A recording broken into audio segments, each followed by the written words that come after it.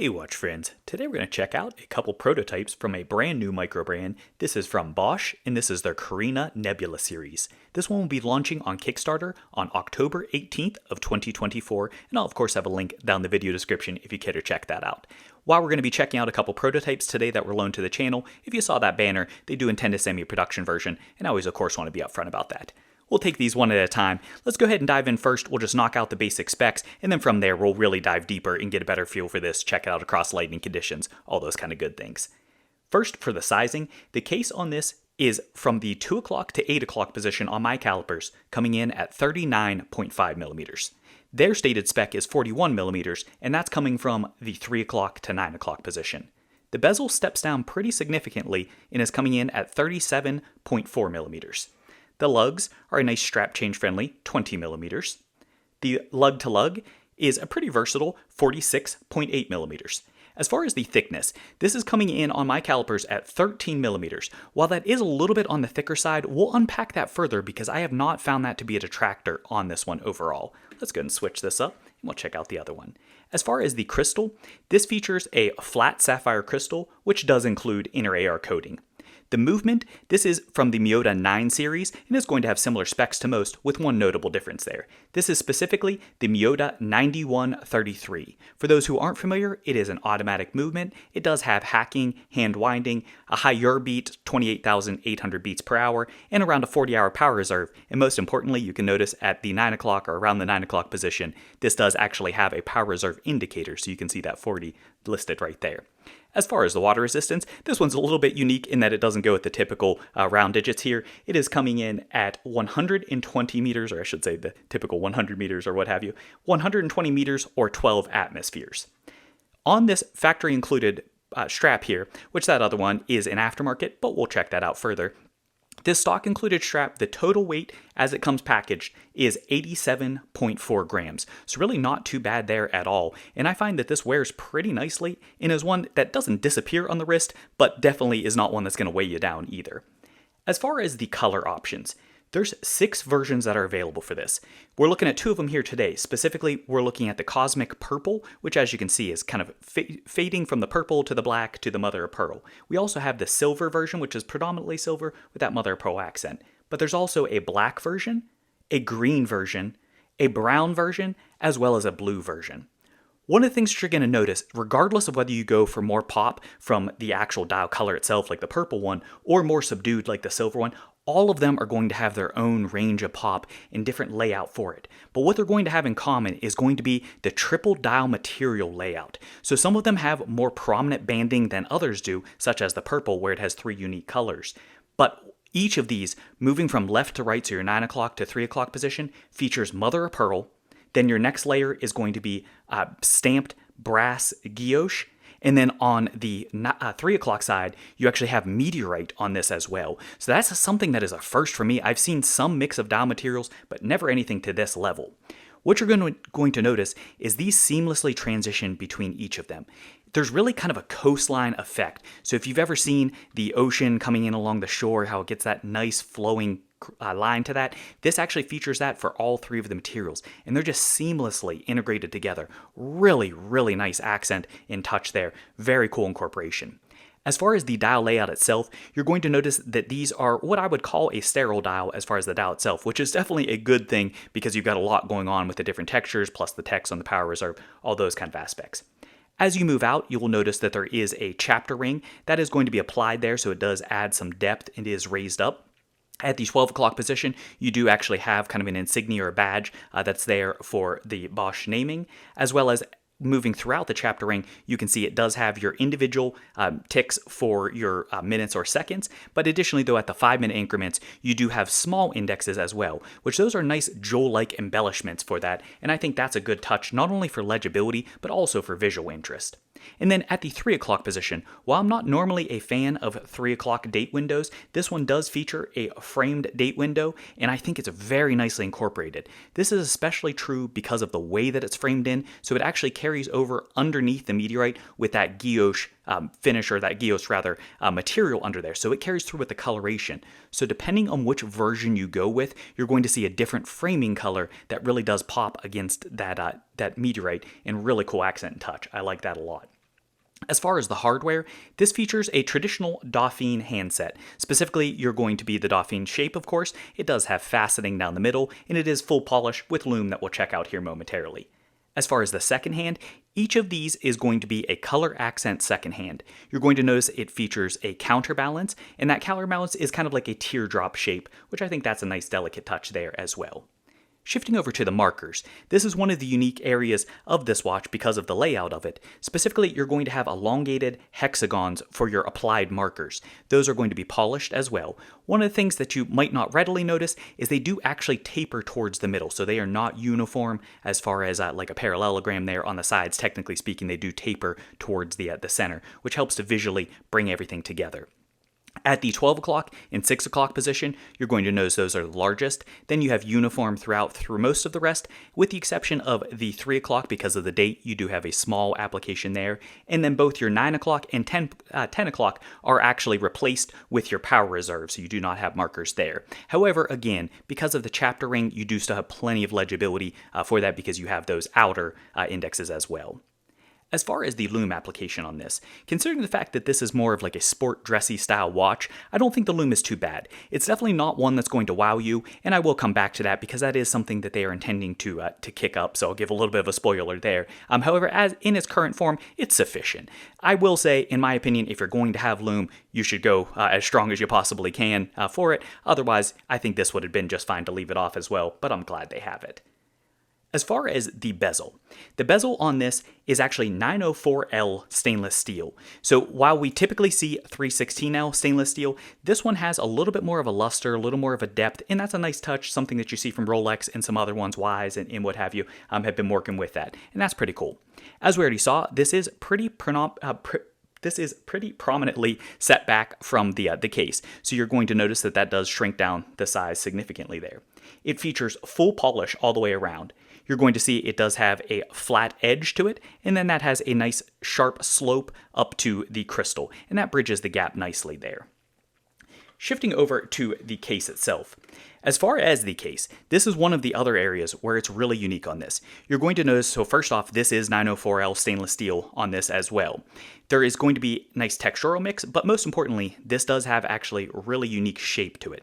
You're going to notice that this has somewhat of the silhouette of like a Nautilus, a Patek Nautilus there. You can see it is not by any means an homage to that, certainly completely different case shape, but it puts me in mind of that as far as the styling.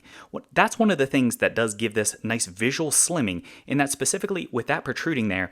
So from the aerial, you can see it really kicks it up. So for larger wristed folks, that gives you more of the 41 presence, despite the fact that it is closer to a 40 in case size. But then from the side profile, because that actually cuts in and breaks up the lines to it, I do think visually it slims it out and just adds some overall interest. The finishing is principally vertical brushing, as you can see, for the main surface area, and then that carries through the protrusion as well, but then you can see the undercut is polished, and then the top surface does change up the direction of the brushing, so you do get nice light play.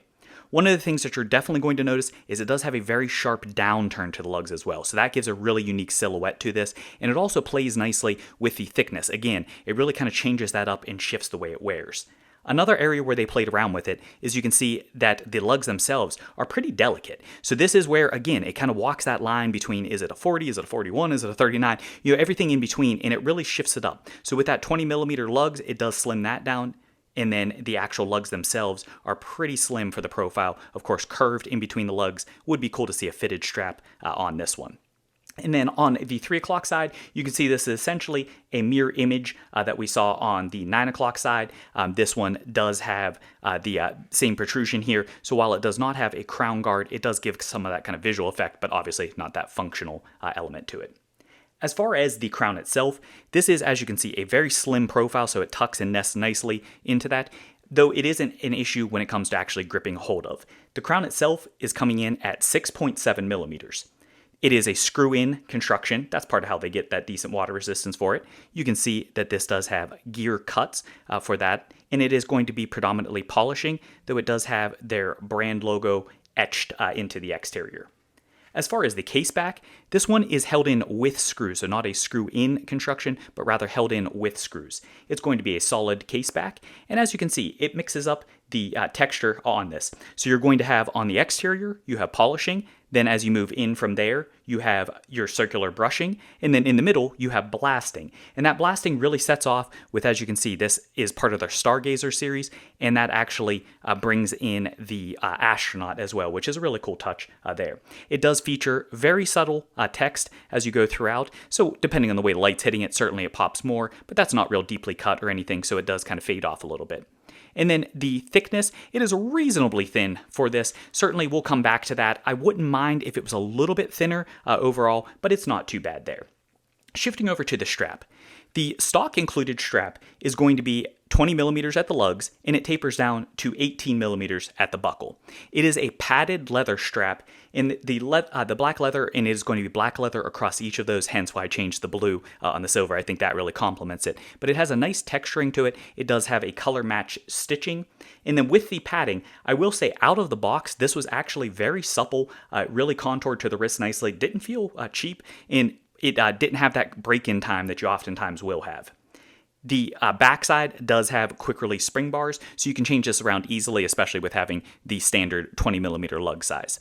And then as far as the buckle, this does have a unique, really kind of fanciful buckle for this. It flares out, it is signed, it does have textural differences as well. Personally though, as I already mentioned, I wore this most, especially with the silver one, on an Artem sailcloth. That's one of their hybrid, the Hydroflex, I believe it's called, straps there. I really think that blue complements that silver with the blue accents nicely. So that really helps to add some pop to that one. So I think that visually is appealing as well. But as you can see on my 6.5-inch wrist, this works just fine, so no issues whatsoever. Alright, so now we should hopefully have a better feel for this model as a whole. But let's go ahead and bring in some comps, and in this case, I'm using it very loosely because there really isn't anything that I have, or most of you likely ever have had, that is truly comparable to this because it's such a unique layout. But here we go first. This is the Wise AD773 we've checked out before with the Damascus, and just gives you an idea here. This one's technically 39 millimeters, but just gives you an idea as far as the sizing and style, with not only the lighter dial, but also in turn with this having a truly thin fixed bezel, whereas this is going to be a little more reminiscent of like a dive sizing there. And then next up, let's go ahead and bring in this is a Dorenzo, and this is their Mondial, the DRZ04, and you can see 40 millimeters, gives an idea there as far as sizing as well.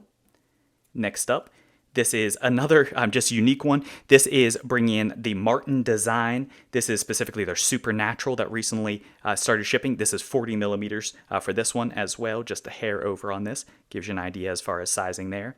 And then finally, the one that I have that is probably closest to this as far as styling, this one is the Volthoff, and this is their Continental. This one is 41 millimeters, but as you can see though, this one has, I think, a lot more presence to it overall than this. Hence why I think this wears, again, more similarly probably to a 40 millimeter, despite the fact that it does have some of that case presence. But this 41 you can see is a lot more chunky, a lot more presence to that. And as far as the side profile, this is one of the big differentiators.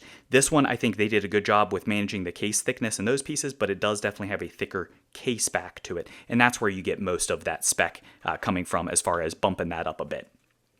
Alright, so now that we have all that out of the way, let's go ahead and wrap things up with my personal view of the positives, some critiques, as well as the summary.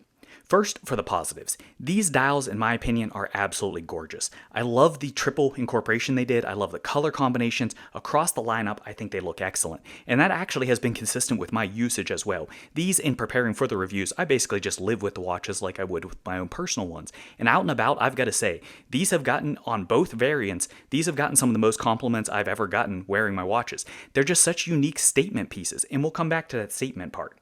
As far as the incorporation, I think they perfectly did it. The fact that these are seamlessly etched in there and just mate so nicely, you can really see where a lot of the cost in producing these went into in not only the dial materials, but also that precision incorporation that they did. And I love the layout. I think they did an excellent job. The 904L, this is my first time dealing with 904L stainless steel, and I've got to say, it has, it's a subtlety to it, but it does have a little bit of a richness, a little bit of a luster for that, especially with having this polished bezel, and I think that's a nice touch. And then the build quality, especially for being their first offering, particularly when you talk about the dials, but across the whole watch, I think the build quality is pretty respectable on these prototypes. Really nothing I can complain about as far as quality control or otherwise. I think you're getting a pretty decent watch for the money. Which, speaking of money, the price point on on this is coming in at $850, and we'll touch upon that here in a moment because that's somewhat in the neutral category there. And then I mentioned that these are statement piece. This is one of those ones that I will tell you, as you can probably already tell yourself, they're going to get attention. Just these things, whether you go with even the more subdued style or the more punchy style, all of them are going to command interest and attention just because they're unlike anything people have seen. However, I think that they do an excellent job, whether you're talking the proportions or talking the dials, of making it just enough of a statement piece that it garners attention, while at the same time not being too much or not too flashy or something like that we see with a lot of other watches out there. So I think it very nicely walks that line. But what about the critiques? As I just talked about, I really like this design, but I can absolutely tell in advance that this is probably going to be polarizing. So that's something that oftentimes is the case, especially when you're pushing the boundaries with such a uniquely styled watch. But for me, I really like it. I'd love to know, what do you think? Do you like the style? Which color do you like? All those kind of things. One area where I do wish that they had done some adjustment is in the caseback. I wish they could have slimmed that down just a little bit. And then by doing so, I wish they could have tucked the lugs up just a little bit more so they didn't drop as much. One of the reasons I say that is you'll notice how low the straps sit, and you can really see they almost are riding in the caseback. So I think this needs a little bit of a thicker strap on there to work well. This Ardum worked pretty well. Some of the other ones I tried, especially thinner, I just didn't think really complemented or suited this well. But you get a lot of case side that is present there, but I do think it works, and on wrist I think it actually adds to the statement effect of this, so it's not too bad, but it is something I'd like to see adjusted. As I already mentioned, the lume, it is certainly not a shining example for this. However, it really is not too bad either. And again, they are intending to kick that up, so no real complaints there, but it is something I did want to note. And then finally, as I said, we'd revisit the price point. This coming in at approximately $850, that's converted to US dollars at launch pricing, it is definitely not going to be the cheapest in the world. So that's, I put somewhat in the neutral category, in that I do think you get a lot for the value, or value for the money rather, in that they have the triple texture, or triple materials rather, for that, the way that that's incorporated, the overall fit and finish, the 9L stainless steel, the movement, all of those kind of pieces. I can see where the money went. However, at the same time, I'd be remiss if I didn't mention that it is going to be on the higher side for many, and that might be a detractor or a deterrent. So where does that leave us overall? This is one that, as I already mentioned, I expect it's going to be polarizing, but for me, despite the fact that this may not be for everybody, I absolutely love it. I'm really torn as far as which dial is my personal favorite. I love this purple. I really have grown to love this silver as well. It actually, if anything, might have eclipsed the purple for me, but then I also really like that coffee and cream. I think that's a cool effect as well. But drop me a comment. Let me know what you think. Which one's your favorite? Do you like the style? Is it too much for you? All those kind of good things. Thanks for watching.